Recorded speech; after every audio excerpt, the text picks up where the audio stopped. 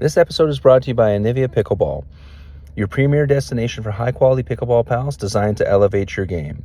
At Anivia, they are committed to providing players across Canada with innovative, performance-driven pickleball paddles crafted for durability, precision, and ease of play. Irene and myself are currently using their Gen 3 Pro paddle, and if you head over to Anivia.com and enter the code AGorman15, you get 15% off your order. That's AGorman15 at Anivia.com. All right, on with the show.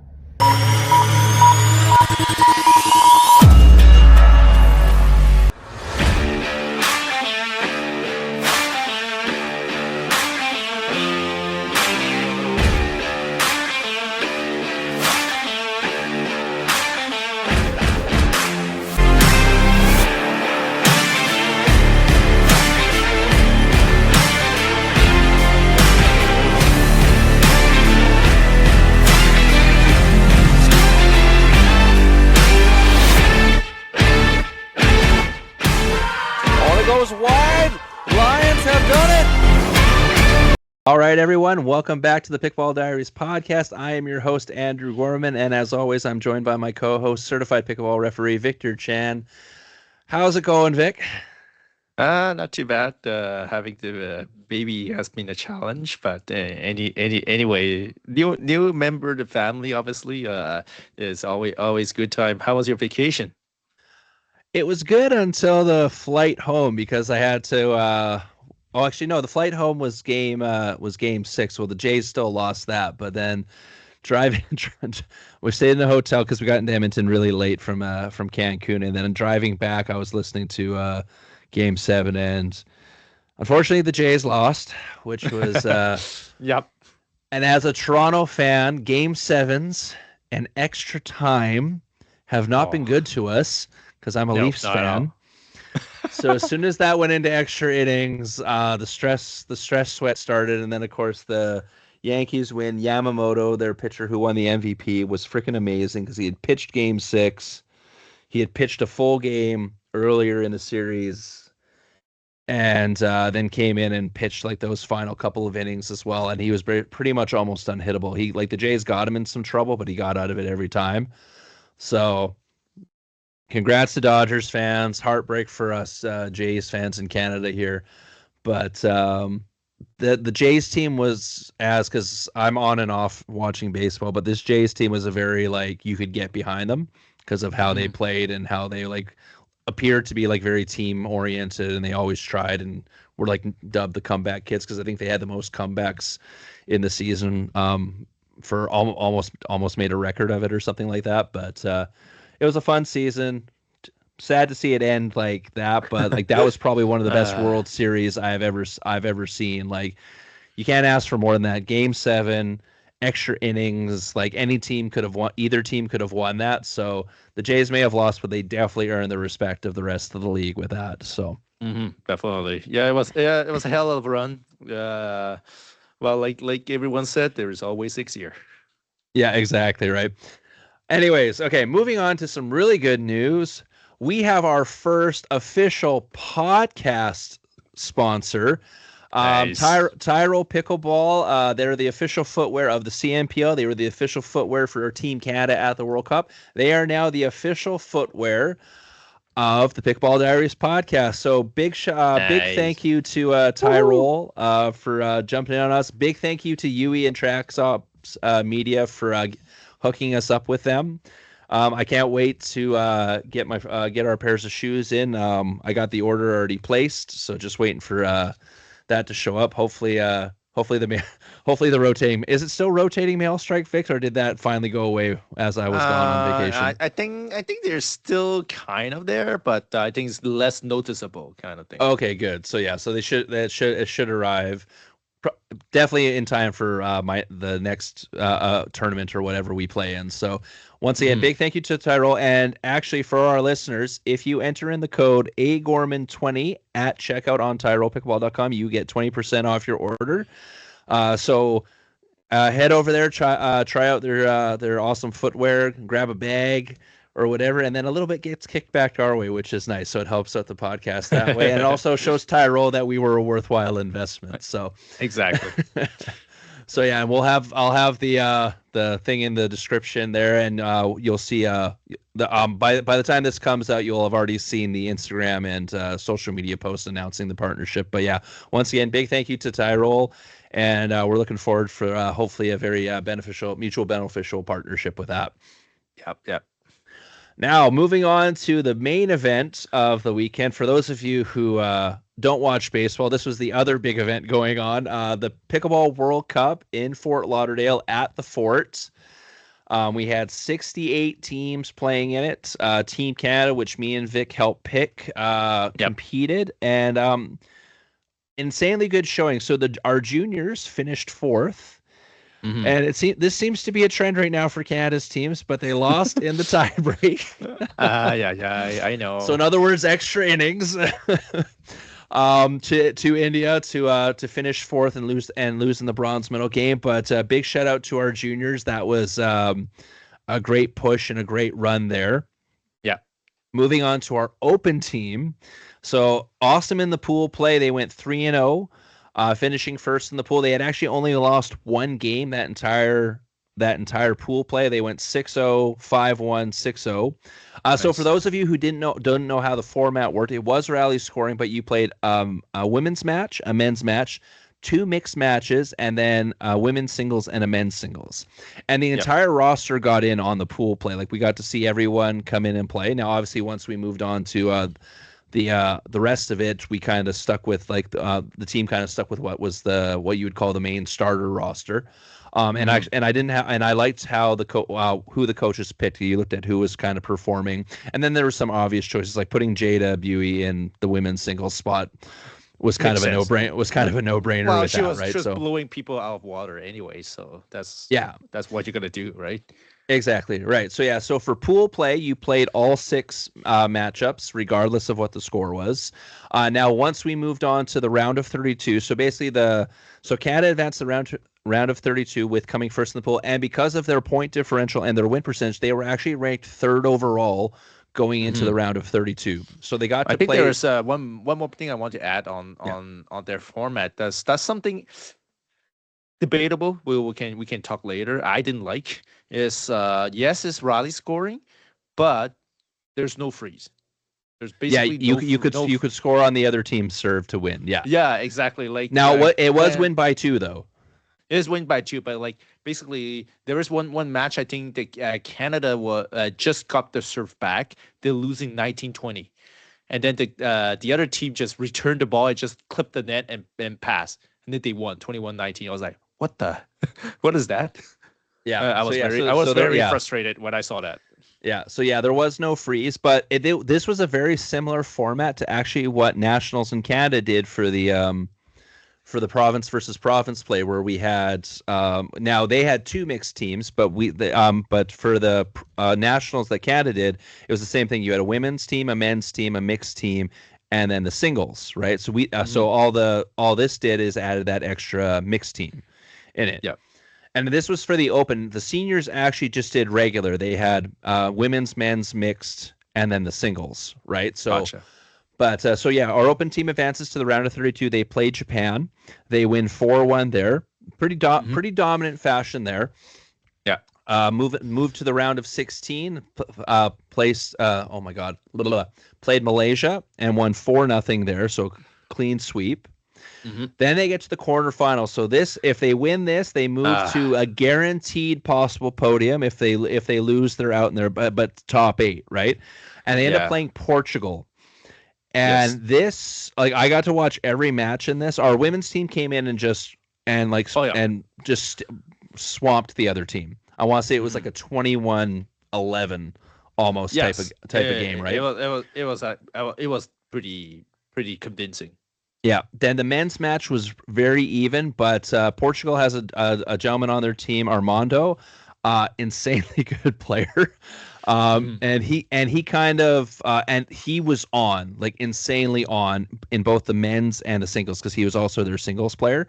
So they Portugal, I think, won the men's, and then we had Jada and Kyle for our one mixed team. They won their mixed. And then we had So our women's for this was Anna and Casey for our women's team. We had Kyle and Mikkel for our men's. Then our first mix was Kyle and Jada. And then our second mixed was Kaylin and Anna. Yep. Right? Now, Kaylin and Anna in their mix, they came out a little cold, and I want to say they got down like almost 9-1 really quickly. Battled back, and this was what you were talking about, Vic. This was the match where they battled back, and it was 2019. They got their serve, and then the winning point clip on the serve return clips the net and falls over. Annoyed. I was so annoyed on that one. I was like, "What the heck? There's no freeze. What the?" Yeah. So basically, after the gender matches and after the mixed matches, it was 2-2, right? So no matter what, you were playing both women's and men's singles. So Jada comes in for women's singles and destroys the Portugal player. I want to say it was like 21-11. And it was worse. 21-9. Yeah, 21-9 or something like that, right? But like Jada owned it, and then Kyle came in and he had to play Armando. And Armando was painting lines like you would not believe. And it didn't matter. Like, Kyle was trying to go to his back and he was trying to pull him wide, and Armando was just getting to everything, and not only getting to everything, but making such crisp, clean shots. His footwork was unbelievable. Right. So I think I want to say he blew out Kyle. I want to say like 21-9, 21-11, something like that. Like, it's almost like felt like Kyle was like should have like played that cat and mouse game instead against him. Kyle was crashing the net pretty hard. I would have liked to see him stay back a little bit, because Kyle is super athletic. So if he stayed back and was playing baseline with Armando, he has the speed to keep up with that. But it was every time he thought he had, it looked like every time he thought he had Armando on the run, he would crash, and then you would just see Armando put this beautiful line shot down, and Kyle wouldn't be able to reach it. Yeah. So after that, we're tied 3-3. So what happens then? You go to a dream break or a tie break, whatever you want to call it, where it's the players play 3 points and you rotate. Right? So we start off with, we bring Mikkel back, and Mikkel plays the one gentleman from Portugal. I forget his name. Kyle plays Armando, and then you have Jada, and then you bring in Anna. So for the first round, Mikkel goes down 2-1. Kyle gets swept 3-0 by Armando, but then Jada and Anna come in and sweep the two female Portugal players. So we're kind of going back and forth with our women kind of dominating their women, and their men kind of dominating our men. So it's almost a wash. Yeah. Right? We get up to a bit of a lead. Portugal pulls back. They get up to a bit of a lead. We pull back. It gets down to, at this point, it's 18-17, and this was a controversial moment. I was watching this live, and then I screen recorded it. I tried to zoom in. Of course, it pixelates when you're trying to zoom in. So, but it's 18-17 in favor of Portugal. Anna pushes the Portugal player back, and she does almost like a lob, but kind of like a lob down the line. It lands, and Anna is swinging because she's basically starting her swing, but she calls out as she hits the ball. Right? Now the Portugal player goes to the ref and says, "Did you see that?" And the ref calls it in. Now, in my opinion, and I'm not a ref, and I as soon as this happened, I messaged Vic and said, "Vic, did you see this point?"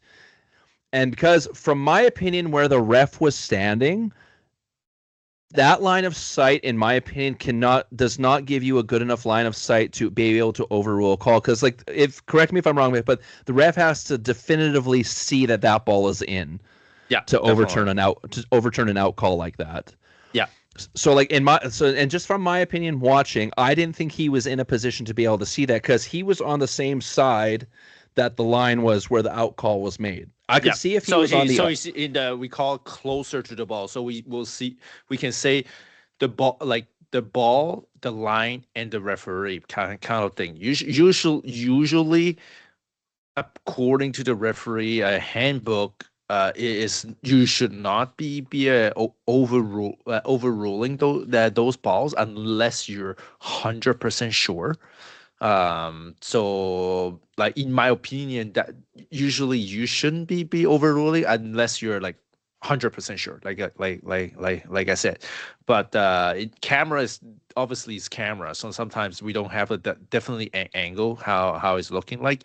I would say I will because there is a dual refer. It is a dual referee on this match. I would Yeah, I would have liked them to confer together and see. I Did would you have see liked it? like he asked like also like to ask the second referee how he saw the ball and then make the decision. Yes, the ball was in, or the ball was out, or it was too close to overrule or something like that. So tough to say on that end.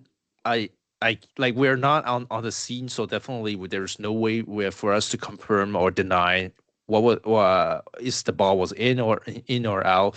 According to the camera angle, it does looks out, but it might be a hair a hair in too. Yeah, We can't say it anything. was really close. Like I screen recorded it on my phone, and then I tried to zoom in, and of course it's going to pixelate. But like when I Mm, first originally watched it live, I thought the ball was out, but it was like a fingertip out. And mm, as we've said before, because the pickleball doesn't collapse the same as a tennis ball, if the pickleball bottom lands outside the line, you can't. It's out. Like it's not. You can't call it that. It's not like a tennis where it collapses and then covers the line after it. Like it yeah. collapses a tiny bit, but nowhere near how much a tennis ball does. Hmm. So like, and that's how I saw it from my view. And then when you watch the slow mo replays, the replays are too far away. And there's one where it's would have been a perfect shot, but the ball lands and Anna's foot is in the way, so Yeah. you can't really see where the ball lands. And so when the ref overturned it, the Canadian coach came out, argued a little bit, like not like flip out argue, but like how could you really call that? Could you really see it? Right? Like so, but then that makes it 1917 for Portugal, and then subs out. Mikel comes back in, does a good job of I think bringing it to 1920 Hmm. in favor of Portugal. Kyle comes out and he gets the first point against Armando, so it's 2020. But then Armando, because Armando was basically almost sweeping Kyle at every event and every time they played, Armando gets the next 2 points, 22-20. Portugal wins. They move on. Canada's eliminated. So it was an insanely good match. Yeah. Um, Unfortunate that was kind of a swinging point there because at that point it could have gone either way. But like Yeah. that call, then all of a sudden, instead of it being a tie game, it was now a 2 point lead for Portugal with the men coming back around in favor of Yeah. Portugal, right? Hmm. So, but like shout out to Portugal, that was a great match. Especially shout out to Armando from Portugal. That he played amazing. Hmm. So yeah, so our Canadian I think team. he actually sponsored the whole team, the whole Portugal team, because I was looking at his Instagram. Apparently, he basically he's like a coach, also a coach, pickleball coach, whatever, or he owns a facility or anything. But he kind of sponsored the whole Portugal team to come play, Yeah, something like that. So the like on top of him performing well, he actually also sponsored the whole team coming over. yeah, yeah, no, yeah. And the way the announcers were talking about him is that like he's huge in Portugal, Hmm. as a player, right? So yeah, so shout out to Portugal. They move on and they actually end up winning the bronze. So shout out to Portugal. That was a great match. Our Canada team finishes in the top 8, which is a massive improvement compared to last year because last year we didn't even get out of the pool play, Yeah. right? So, but shout out to our players. I thought they played very, very well.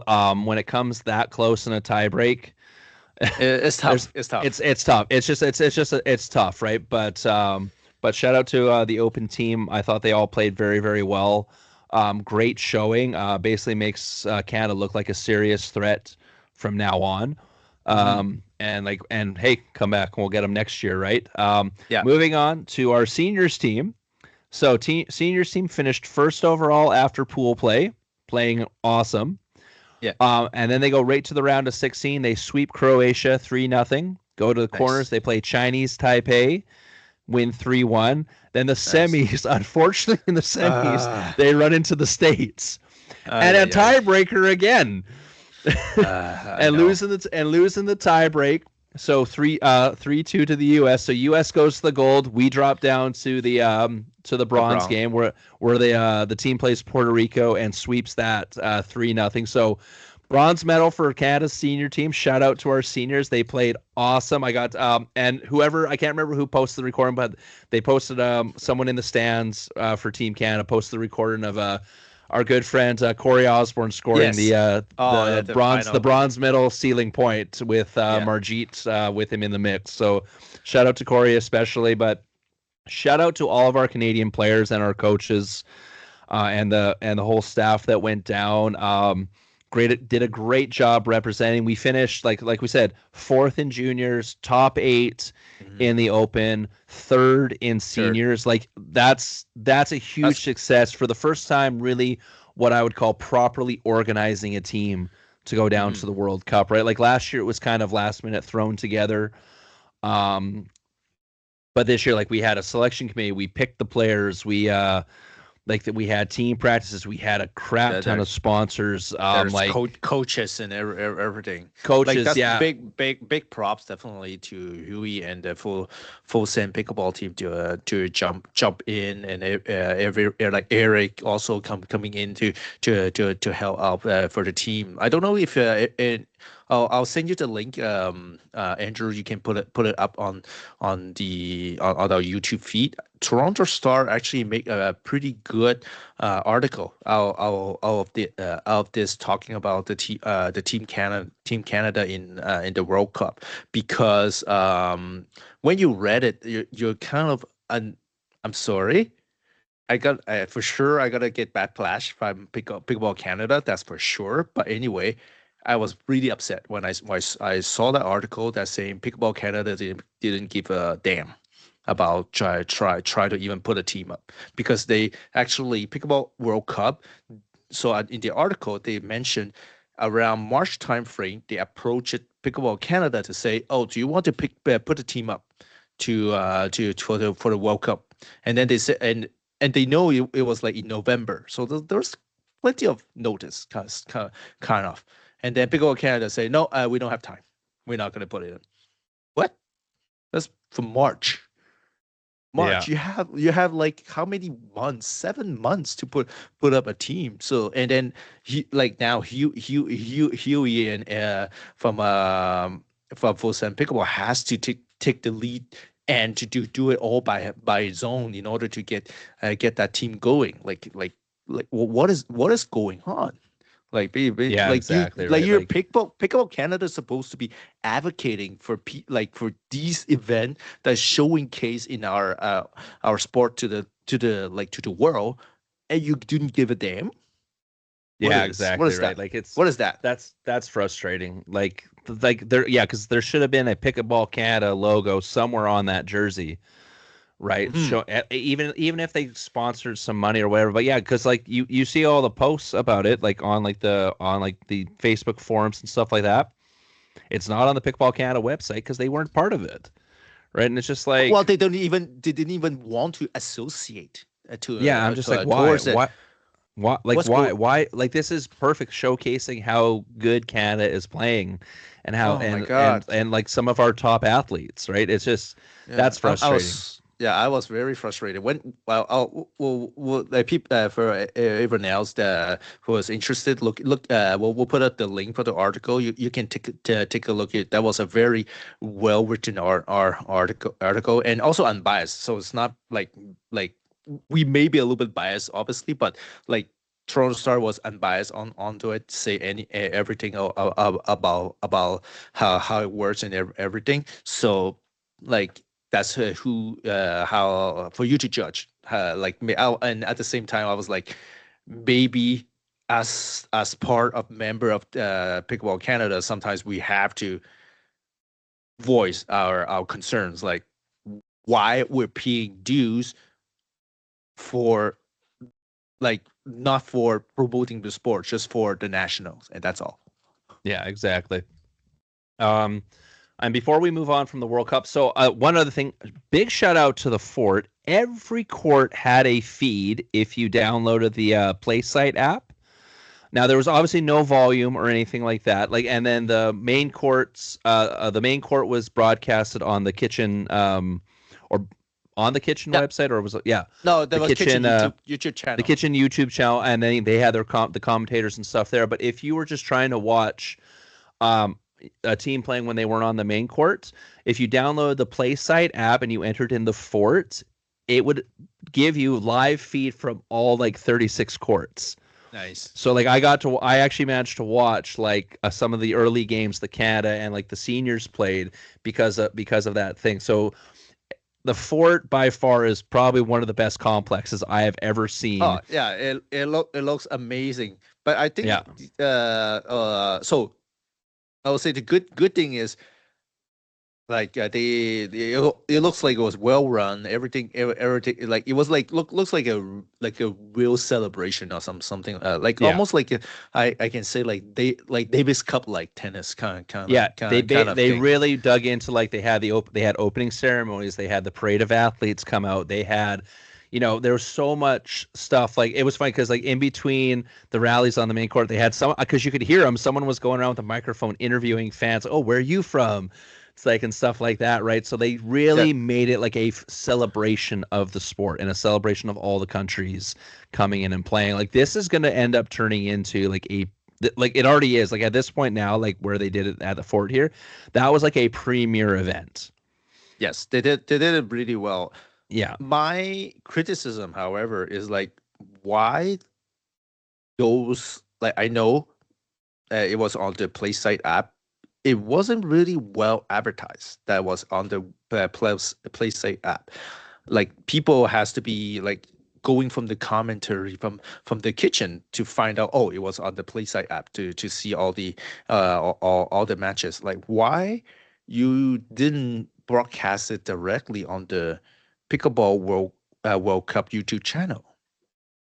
Just Yeah, me, well, that's I me. think I'm wondering if maybe they used the kitchen. Well, it might have been a part of the deal that the kitchen signed as part of like their sponsorship thing. It's like, okay, well, we're gonna help you broadcast it, but it's gonna be on our channel, Yeah, maybe, type of but thing, right? still, like, could it But be yeah, that? I think there should have been because I didn't know about the fort on PlaySite until I saw Carolina Hack post it on Exactly, her me on her too. Instagram. So that's the one criticism is that now that might have been maybe the fort because the fort just got built this year, right? Like it's just like it's No, it has been brand. built like 2 years now, Oh, 2 years. Okay, maybe not then.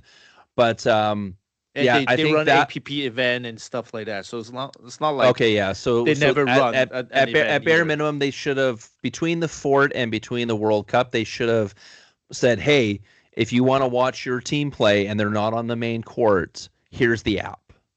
So Yeah, and that's all exactly. would have been just a post like that. So that's one criticism, and on like it's a minor but not minor because like for viewership reasons, right? But Yeah, but and yeah, then like my after you found the app, then it was easy. Then it was easy yeah, because you could but even you have to have find it. it. That Yeah, was the that problem. was The the big thing. You had to finding it. find it. Yeah, And the second but thing is I shouldn't criticism because we're using this app, the Switch app. It's a little sluggish. Then when you're trying to click on finding okay which team is playing right now, like it takes a while. Sometimes it takes a while before it loads, kind of thing. So you're like, oh my god, it takes some time. Or sometimes you're like, is my app and unresponsive or what's going on? It's just loading, but it's not telling you it's loading. So it's like could be maybe slightly better refined this way, so people will be using this app, especially right now you're competing against a pickleball tournament, right? So therefore you need to be able to be as close as possible how responsive the pickleball tournament website is running versus your Switch app. So that's my kind of my yeah. second criticism. And I think that's kind of upgrading their servers because it seems to be it's every time there's like multiple, either a big tournament or multiple tournaments going on at the same time, is Mm, it's like the app is getting overwhelmed. yeah. You know what I mean? And that's as simple as investing in a few more servers to help it running. And the one thing I will say as someone who's had to run the Swish app for a tournament is I would really like them to be able to have it on a desktop screen. Like I love the Mm, fact that you can do it on the phone. yeah. And I understand why they have it that way for players to self-enter things for some tournaments because it does help organizers then if the players are entering it in after the match is over. But for Mm, big tournaments like that, where you have referees bringing the scorecards in, so you don't need the players to enter it in, it'd be great to have it on a computer screen where you could just type it in. yeah. Agree. Right now, like I said, that's probably going to be coming, um, because it is a fairly newer app because it only started. I only really started seeing it consistently used at the beginning of this year. Like Yeah. the CNPL qualifier at the beginning of the year was the first time I ever saw the Swish app or even heard of Swish at that point, right? So it's going to be one of those things where, okay, we started off as this, but we're getting really big really fast. So now we have to do the little things extra to compromise for it. So that's a minor thing that I got a feeling will get better with time and as they keep coming into more and more tournaments. Because I know they're going to be for all MILP already. We already know that. And I've already seen a couple tournaments in Canada posting it on there as well. Well, and also the fee is a little bit. The fee is a lot cheaper than pickleball tournaments, right? So definitely. So that's the other big thing. So before we finish off with the World Cup, I almost forgot. Shout out to UE and Tracksops Media for producing the anthem for the Pickleball World Cup. So they wrote and produced it. It was the official anthem. It was on the World Cup YouTube channel. If you want to go check it out, it was posted on all the socials. So shout out to UE and the team at TrackOps for that. That's amazing. And like again, once I will say it again, shout out to our members of Team Canada, all the players, all the staff who worked extremely hard to get this team there and get them the ability to perform. Shout out to all the sponsors. We had so many. If you looked at the back of the Team Canada jerseys, it was just skewed with sponsor after sponsor. So thank you to all the sponsors who helped with that. Yui, I'm still waiting for my t-shirt, so make sure you send it to me. I want that Team Canada shirt. Or give me one too, please. Or give me the hat. I take the hat. Yeah, the hats looked good too. And I loved the sleeves for the paddles. Those looked really good too, right? I'll take any of them. It doesn't matter to me. But no, I thought this was a great the tournament itself, a great success, especially if you compare it to those bare bones first 2 years. What a massive leap. Oh, yeah, I was expecting this quality in like 2 years from now, not this big of a leap from what it did last year, right? This was huge. Like it jumped from 40 countries to 68 countries. Just the quality of how it was run and stuff has just skyrocketed. So they've really set the bar high for next year. So I'm looking forward to it for that. Yep. Also, technically we have to shout out the US winning all three big category, right, in the Open. So they won. Well, they should have. Well, in some way they should, right? But anyway, I have to mention. But I will give a big mention Hong Kong won second place. So where I come from, in Hong the Kong, Open, in the Open category, that's a big. Well, I can almost say it's not somewhat an upset because if people has been following PPA or the PPA Hong Kong Open, there is quite a bit of a good players coming out of there, and they actually play on that World Cup. So kind of yes, it was a surprise they finished second, but at the same time not really, because they have like good amount of a player coming. Anybody who follows paddle sports knows that the Asian invasion of pickleball is going to come fast and swift. If you look at any other paddle or racket sport, like you look at badminton, you look at ping pong, you look at squash, like anything like that, it's in the DNA of some of those cultures. Like you go down there and like everyone, like especially if you like, I love their I can't wait for pickleball to get its version of the Pong hubs or whatever they're called, like that brand name where you can, it's like a 24-hour ping pong center. What is it? The Pong? Is it Pong? I want to say it's called like Pong Hub or something like that. But you walk in and it's like, I think there's a version of it in the States now, but it's like really popular in Asia because I watch Adam Barbro or whatever. He's the guy who travels the world and plays against like the top pro players in ping pong. Yep. And it's not Pong. I want to say it's like Pong Hub or something like that, but it's like a 24-hour and like you can hit like replay. There's like a replay button on the wall. Like, so if you score like at a really cool point, you can run over and hit the replay button and it'll come up on the screen, the point you just scored. And I got a feeling that there's going to be some pickleball places taking that kind of idea and adapting it. But it's no surprise. Like, it's funny because like when I say I'm from a ping pong background, like for my main thing, and people can see it when I play, I've come across a couple players who have that ping pong background, and holy crap, like it's coming fast. But while Vic's looking that up, we are going to move over to the CNPL because we do have some news out of there. Because, of course, signing season has started. But first, we're going to announce their new partners. So they have partnered with C&D Nets as the official nets of the league.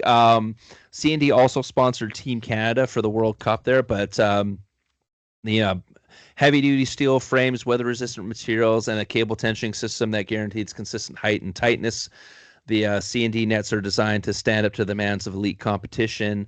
Their stability and reliability make them the gold standard for tournament play, ensuring that every point is played on a fair and consistent setup.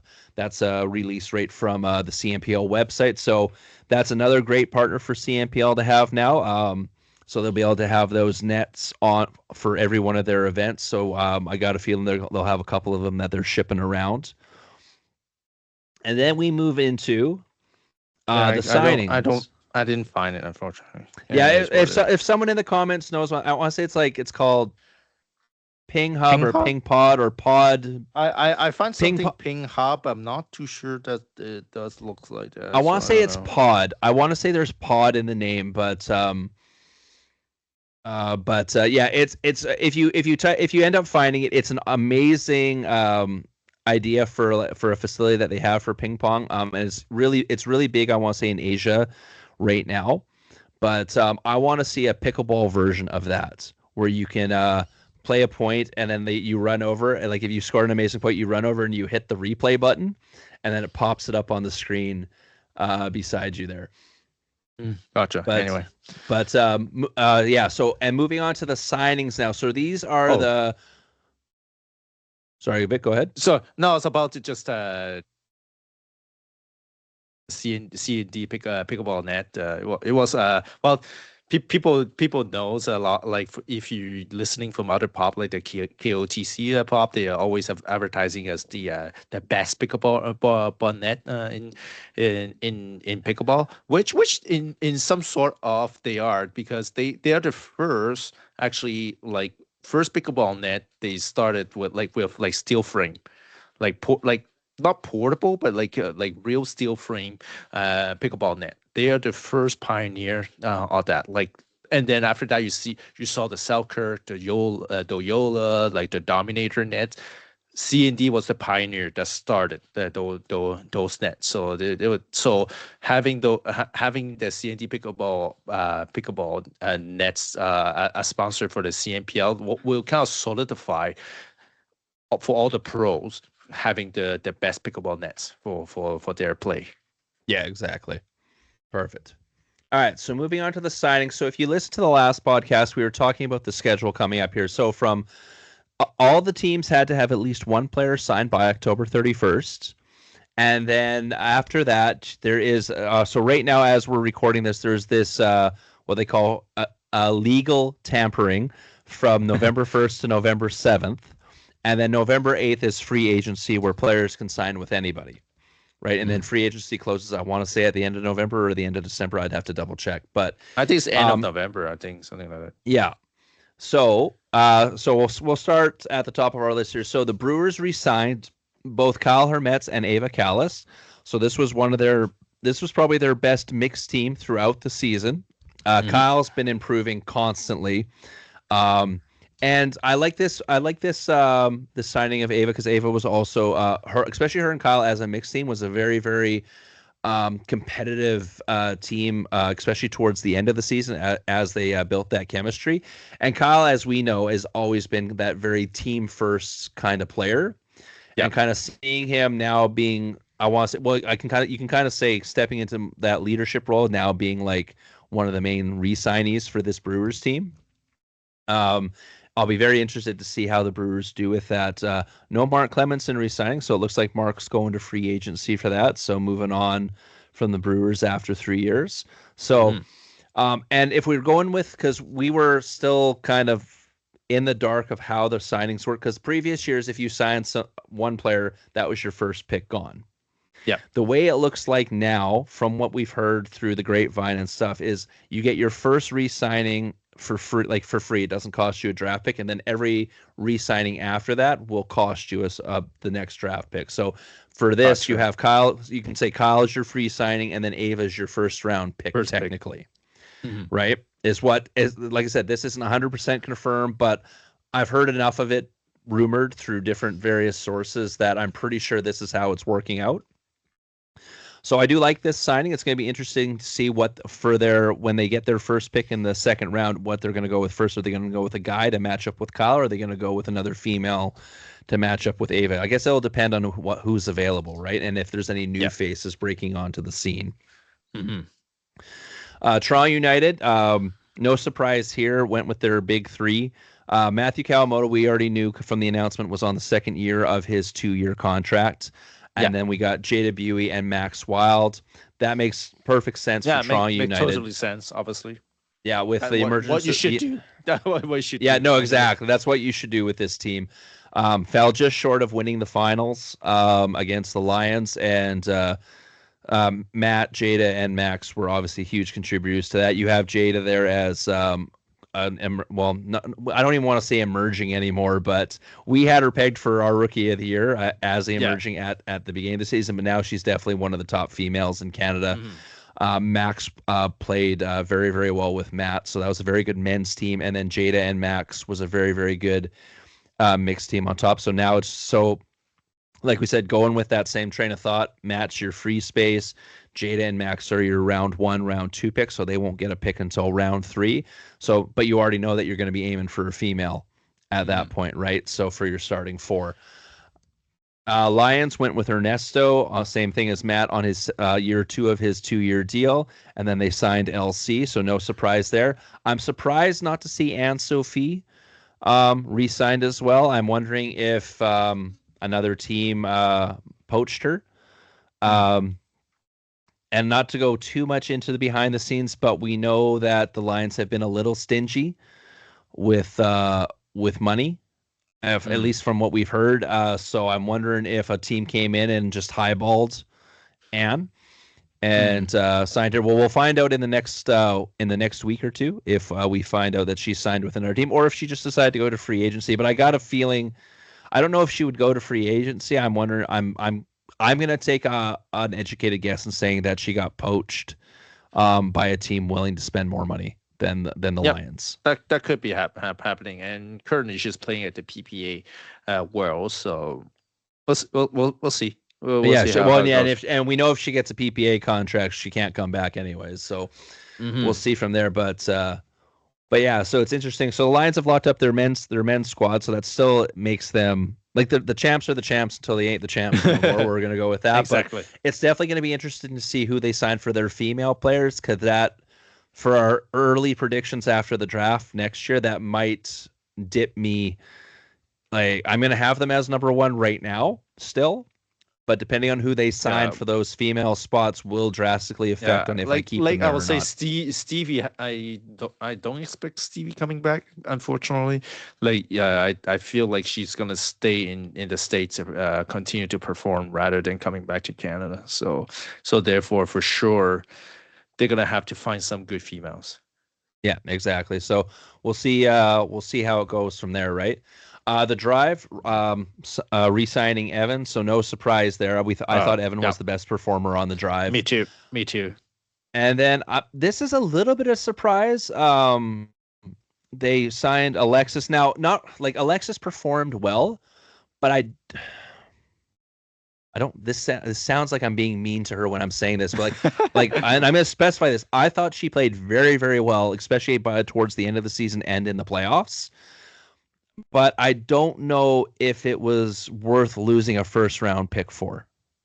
You know what I mean? Like because I think she would be available just like she was this year, available in subsequent rounds. Because if you look at who, like once we get through all the teams and you look at who's not signed, there's at least five women. I want to say at least 5 women who I would at bare minimum put ahead of her. I agree. To get picked, right? So I think you could have left that first spot open to see if you can get one of those super high level player, like one of those like top echelon players, and then pick Alexis in like your second or third pick. Mm-hmm. Right? Because now you have to wait. Now you have to wait till the second round to get that next pick, and depending on who's available at that point, right? But mind you, there because I think the Toronto United you're kind of gambling a little bit now. Yeah, it's gambling a little bit because as of right now, the Toronto United is the only team that's used up 3 spots. Exactly. Or used up 2, I guess. Sorry, signed 3 players, but used up 2 spots. Their first 2 picks in the draft. Everyone else has only used round 1. I feel like the draft that was like seems like a risky move, but like we said, this isn't a shot at Alexis, but like going on who's available, at least from what we have right now. Yeah, I think you could have kind of like how I said like how the Owls did it last year with Kalen. How they kind of let him slip because they knew they'd be able to get him in like round 6 or round 5 or whatever it was.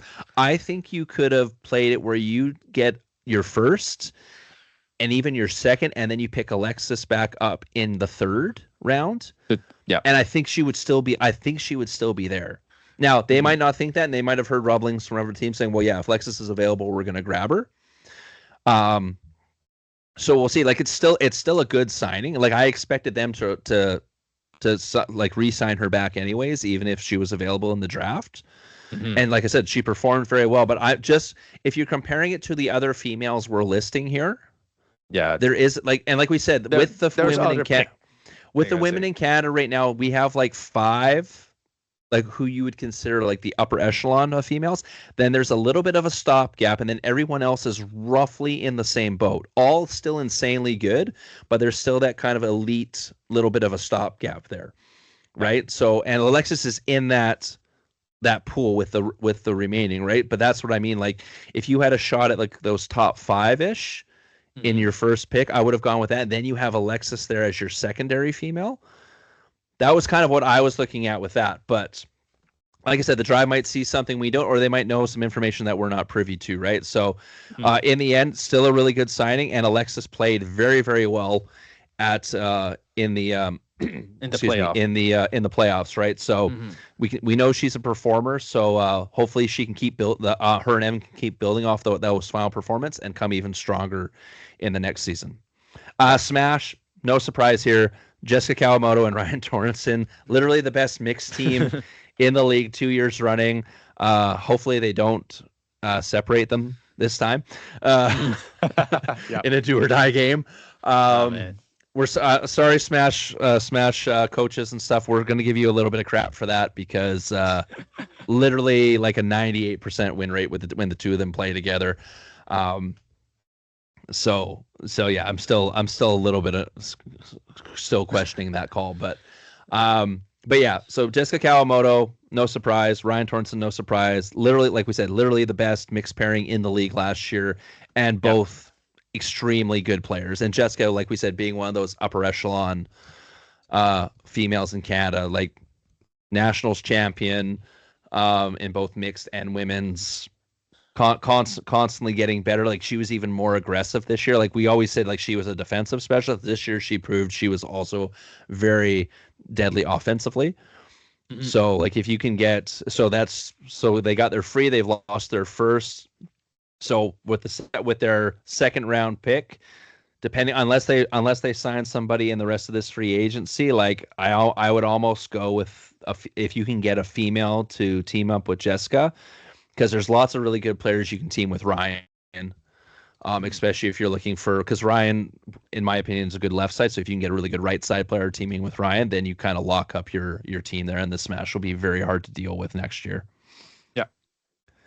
Then we move on to the Owls. So re-signing Anna Deshenko, no surprise there. Anna played amazing this year, and re-signing Armand. Probably the 2 best performers on the team this year. Surprised they didn't get Christina, but because I would have liked. I would have. It was still a very formidable women's team.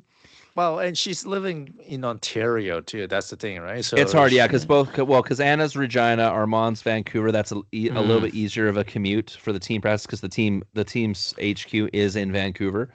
Yeah. So this might be the one team you see with a lot more West Coast players, more so for practice purposes. And there's a lot of really good West Coast players that weren't picked last year that Armand trains with. So that's if you don't pick Kalen again, like because Kalen, like we said, kind of with Alexis, Kalen, if you want to pick him up, he will be available in subsequent spots in the draft, right?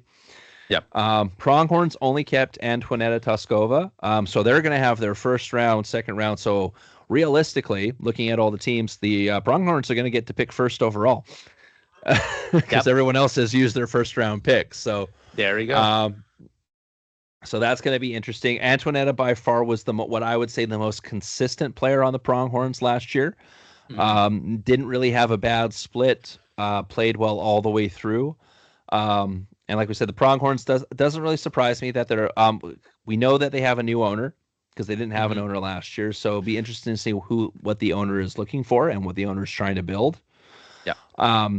But like we said, they're basically as of right now, they're going to have the first overall pick unless they sign someone afterwards in the free agency after the 7th here. But that's a great signing. Antoinetta played insanely well last year. Like we said, we had her as our most improved player just for how, especially going from basically a bench player the year before to basically one of the more elite players in the league this year. So that's a great signing by the Pronghorns. Finishing off with the Lights, Joelle Pelche and Danielle Boss. No surprise with Joelle, kind of like the player coach / backbone of the team. Yeah. And Danny really, as the season went on, really emerged as a really strong female player. Like you could see the growing pains at the beginning of the season, but by the time the final, when the team made its big push at the final split and in the playoffs, she was definitely a force to be reckoned with on the court. Definitely. Little bit surprised that they didn't get Lucas as well. Obviously, like we said, there's still time with the free agency thing, but now he's also be able to be grabbed by another team. But that's a good starting point for the Lights, who, like we said, like started off as that team that just couldn't put everything together, but then final split and playoffs come, they were basically the team that everyone was afraid of. Yeah. So it's going to be interesting to see how it goes. They technically finished third, somewhat, right? Yeah, basically finished third, but going into the playoffs ranked 6th. And basically the only reason why they were ranked 6th is because they ran out of time to catch up after the slow start. So they're definitely not a slouch. No, exactly. And with Joelle and Danny as your building blocks to start, that's a good foundation to build on. So I'm interested to see now, Vic, with the free agency starting up. I'm wondering who is actually going to make it to the draft or who's going to get picked up. I got a feeling that I'd be really surprised if Anne-Sophie, Brad Chapman, Kim, and Christina, to name 4, don't get signed to a team. It could be because it depends, and we're not privy to, or at least we're not privy to say with a matter of factly what players are offered. We don't have that insider news, unfortunately.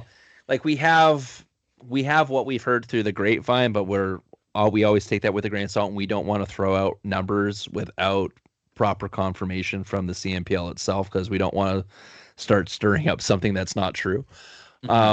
But so I guess it depends on what the players are asking for, what the teams are willing to spend for some of these players. Like obviously Anne-Sophie, you have a winning pedigree of back-to-back champion.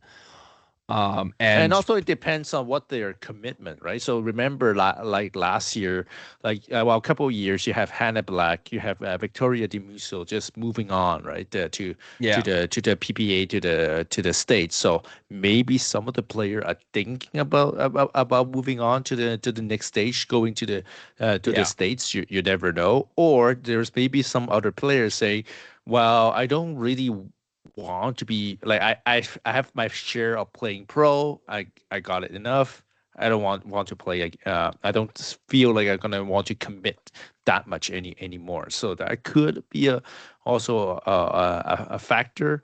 Obviously, we do not have those insider information to disclose, but like those things get play into effect. It's not just like why those teams are not signing. It's also maybe the players itself also thinking about what is my other avenue than just playing CNPL. What am I planning on for next year ahead, whatever.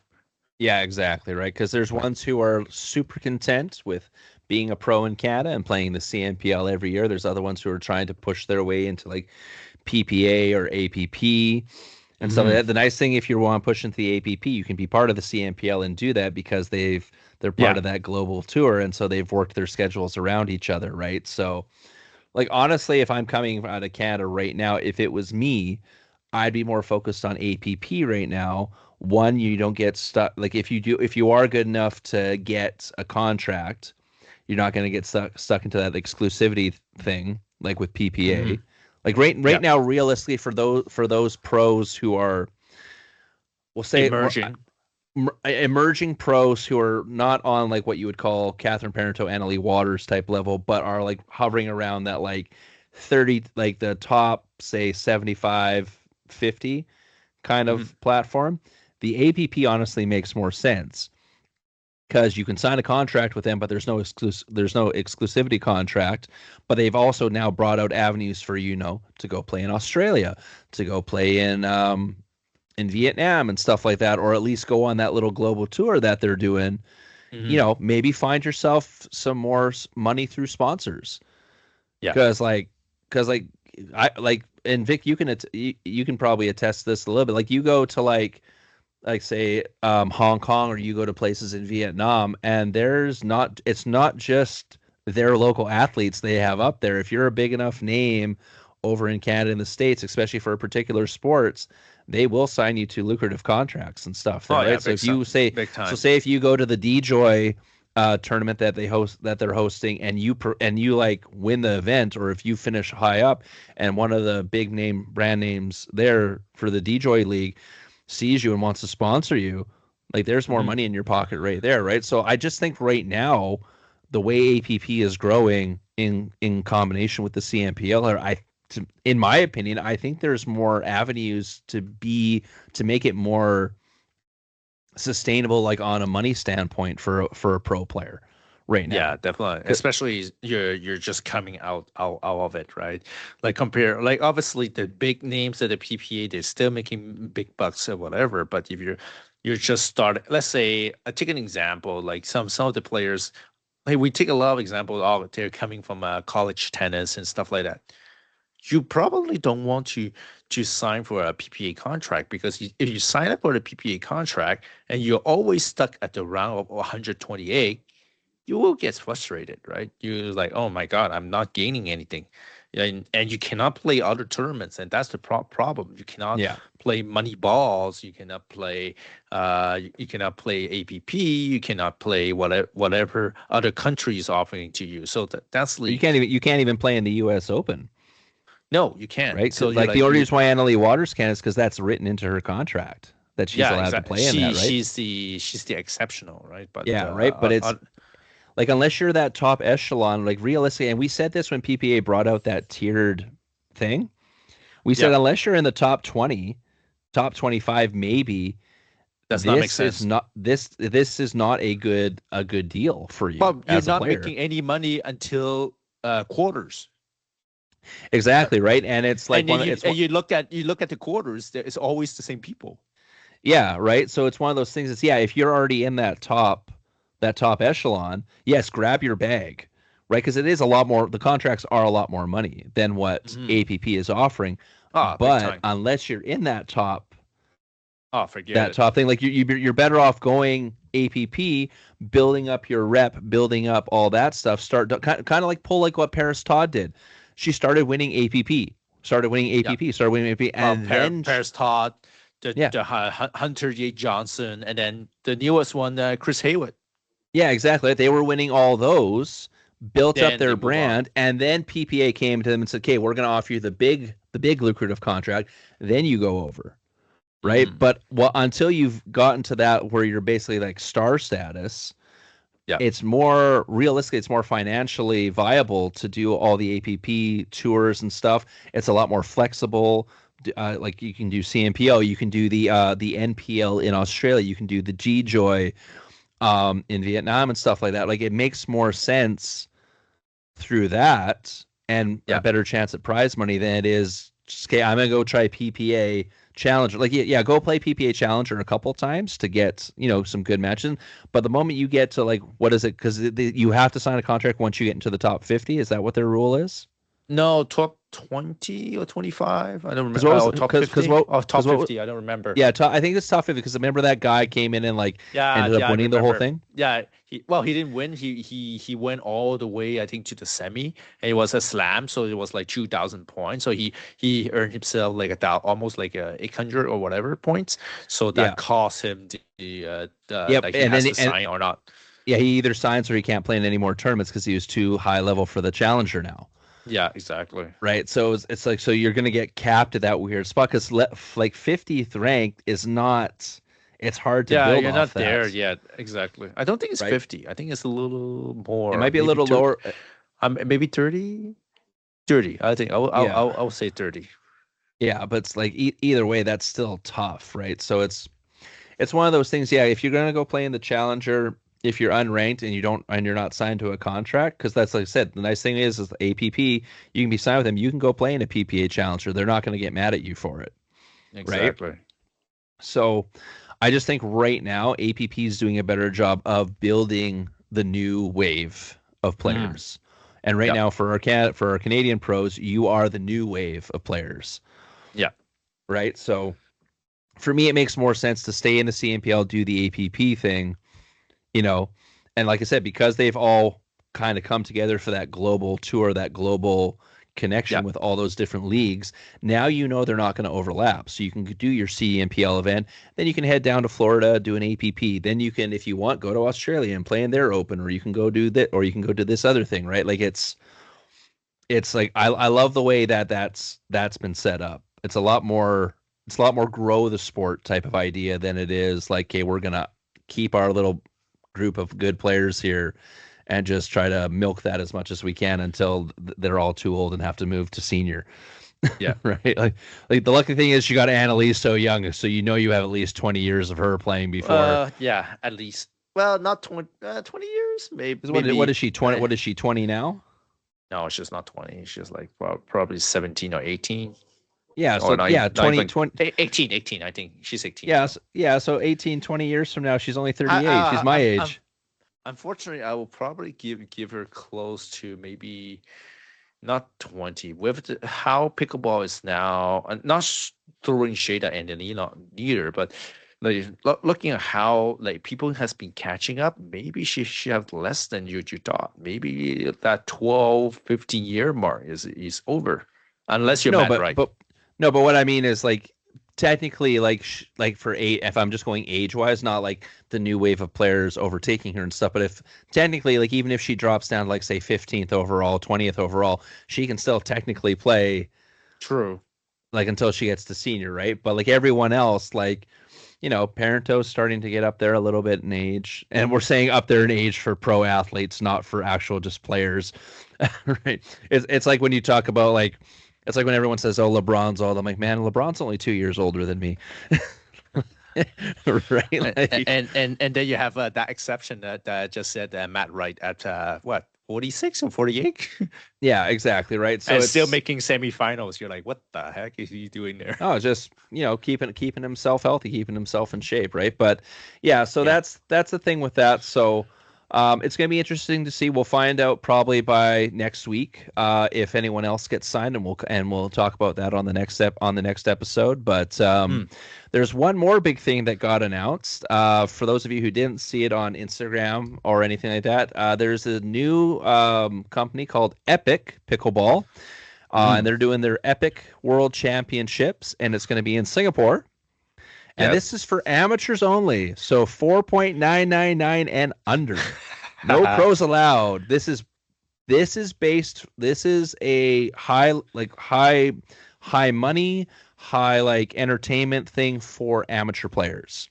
Nice. Which I really like. I like the concept of this. Like it almost is like you're going for a high level tournament with like almost like a vacation built into it type of thing. And they're working with the tourism in Singapore. That's actually signed. MILP has bought into this. Duper has bought into this. This is actually so their first event is going to be the Epic World Championships. It's going to be in April 2026, and basically you can have if you're a tournament organizer. Apparently, if you're putting your tournament on Pickleball tournaments, there's going to be a new section in there where you can just click it, and your tournament is now a qualifying event for this tournament. And so you can get your basically like the equivalent of like a golden ticket to come play in this. The other way is Duper. Through Duper, they reach out to some of the higher level rated amateur players in the various countries, and they give you like a discount on your registration. And like I said, it is a Duper verified event, so you do have to have Duper Plus, which, like I said, like I told Vic, I said I'll upgrade to it if it's a good tournament, right? So, yeah, it's and as usual, UEC Lau is one of the co-founders of this, the busiest man in pickleball once again. So the big thing with this for amateurs is there's an escalating prize purse. So the purse starts off at 50,000 US. Now, obviously divided among, I think 55% of that is divided amongst winners, but as every registration comes in, it grows. Right. So the base is 50, and they said the estimate is anywhere from 75 to 100,000 total purse. Nice. Right. They also, for the top 3 teams in each division, so they have men's, women's, mixed, and also a 4-team MILP format. For the top 3 teams in each division, they win a 3-night cruise. What was it? Valued, estimated from $800 to $1,000 US with Star Dream Cruises. Nice. So not only do you win money, you also win a cruise if you're in the top 3, and cash prizes go from first place all the way down to 10th place. So all you have to do is finish in the top 10, and you make money on this. Nice. Now, obviously, they're in the very early stages of organizing this, but they've already got the location in Singapore. They've already got some founders. I know if you go to the website right now, if you want to be a founder for this in the top 5 in their first 50 founders, you can send an email in and get in. Vic, we don't quite have enough money between the two of us to become a founder. I was looking at it. It's like 10,000 a year. So basically the founders are upfronting the prize. Now, obviously, with becoming a founder, there's like, revenue sharing on top of that and VIP treatment and all that fun stuff. But what I was reading up on their website, like, so if you're a player and you're signed up, apparently they have like a player meet and greet at the airport for you when you arrive. And so like discounts on the hotels, a bunch of other VIP type treatments. So it's basically like a luxury getaway with a pickleball tournament included. Nice. I went to Irene. I was like, "Hey, do you want to go to Singapore in April?" Like, I was like, so I'm really interested. It's gonna be hot, though. Is that gonna be hot? Yeah, it's probably gonna be hot. Oh, I don't care, man. What are you talking about? I'm out sweating and playing pickleball, anyways, man. I'm seriously looking at possibly going to this because actually flights to Singapore are actually not too bad for pricing wise.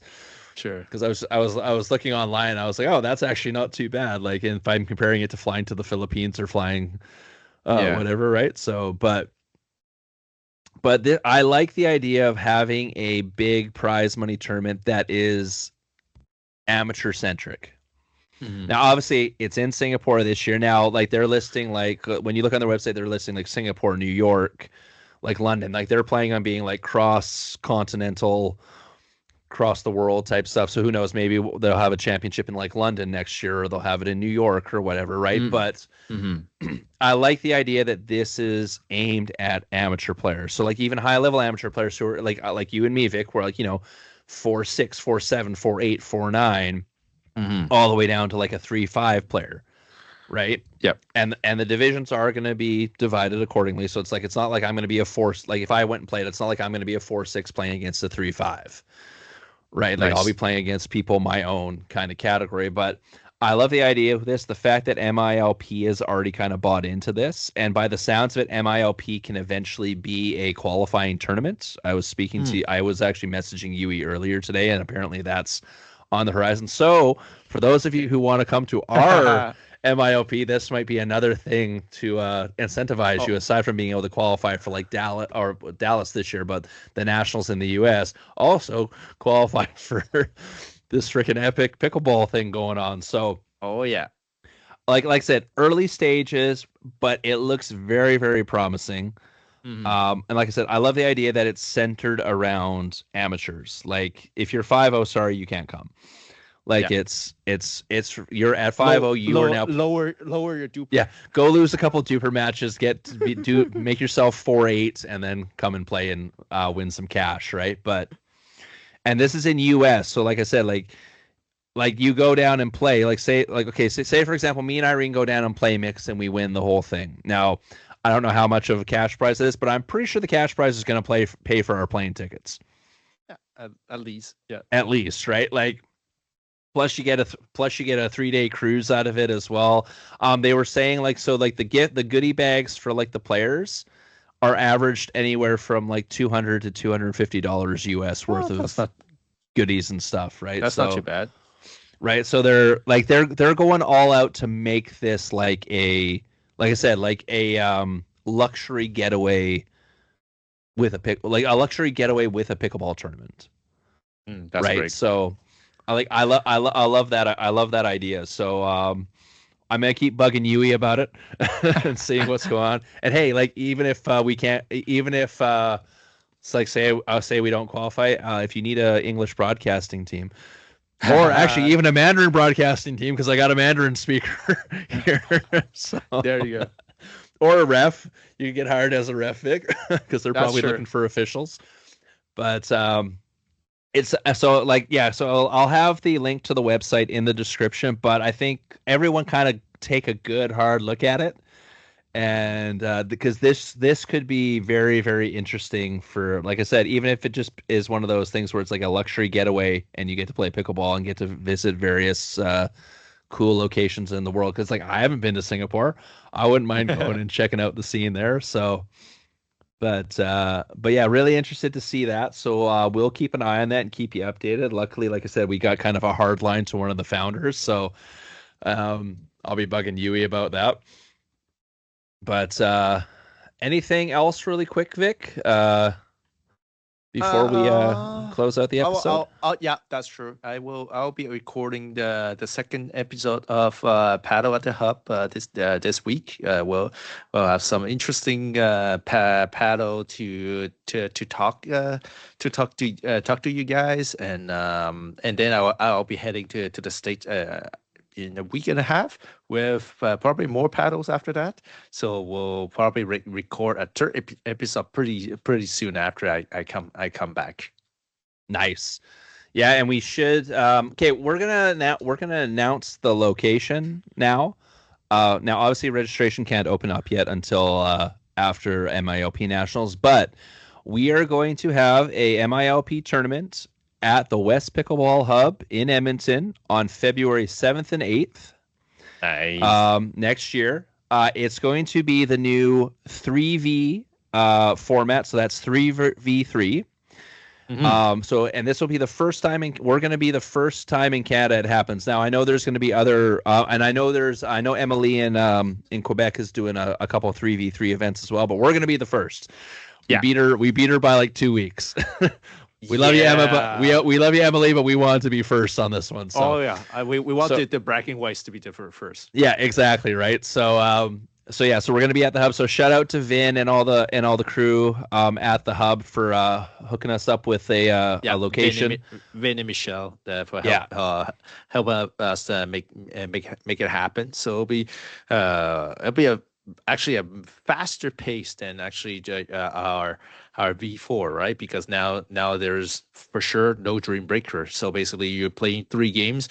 Everyone will play at least 2. and then at least one of you guys gonna be able to coach while playing. So it's gonna be very exciting to see how you're gonna match up. But actually you'll have quite a bit of strategy you gotta work at, and then you also get guarantee at least a good amount of matches playing against the other team. Yeah, absolutely. So stay tuned for the we're announcing it on the podcast right now. When we get the registration up, that's when we'll do like the official announcement. So stay tuned for the Instagram. That'll probably be I want to say like December 8th, December 9th, once the nationals are over in the States, because then we'll be able to open up the registration for that. So stay tuned for that. We got a bunch of new sponsors for that. Oh yeah. I don't want. No, we will announce that later. We'll announce that later. But there's a few brand new fun ones, and one like I was super stoked to get because nothing to do with pickleball, just a fun place to go hang out and play. Oh, yeah. So I was really stoked that we got that one. So what we're looking forward to that. Oh, the other thing with this one, this is gendered. So this is 3v3 gendered. So we're going to have a guys' night and we're going to have a ladies' night. So I think that we're doing the guys on the Saturday on the 7th. Not night, day. Well, night, but day, like event type of thing, right? So the nice thing is, so if you and your significant other, if you're a couple like that, you can come watch and cheer on your partner while they play, or if you just want to cheer on a friend. So the guys will be playing on the 7th. The ladies will be playing on the 8th. Right, me and Vic already have our team made, so we're in the Duper 15 category. So the 15 is the highest because obviously it's only 3 people combined Duper rating, right? So what is it? It's 9, 11, 13, and 15, right, Vic? And open maybe open if. Right now we're gonna stick with those 4, and then if we gain interest from players who want to do higher level, we can. But we'll stick with the 4 for now. And just like we held at the last event we ran, there's going to be, some swag. There's going to be some door prizes to give away. We're going to have lunch catered again and brought in for you guys. We're going to have drinks, snacks, all that good stuff. So we're really looking forward to that. Thanks. This time, if it's running late, don't worry. Dinner will be ready. Yeah, exactly. And we know that there's no possible way that Vic's going to have a baby again the night before. So I should figure it out. Right. Yeah, so we know. So Vic's going to be available the whole time. So I'll be able to do more pictures while he kind of runs more of the show. Last time it's just like, man, why just everything at the same time? Oh. No, it's okay. It worked out really, really well. So we're super stoked about that. So we will see you guys next week because there's definitely going to be some CNPL news. I'll keep an eye on the Epic Pickleball stuff to see how that turns out. Once again, we're going to say this one more time. Big shout out to Team Canada for a great performance at the World Cup. We're super proud of you guys. We're super proud to be a part of that selection committee and that team. Huey, I want my merch. Yeah, me too, please, Huey. Should I message him? Maybe I should message him. I should message him. But yeah, so that's it for now, guys. So stay tuned for next week. We'll see you guys then. Don't forget to hit like and subscribe, and we'll see you guys later. Yeah, thank you, everyone. Don't forget, Paddle at the Hub is coming soon this week. Absolutely.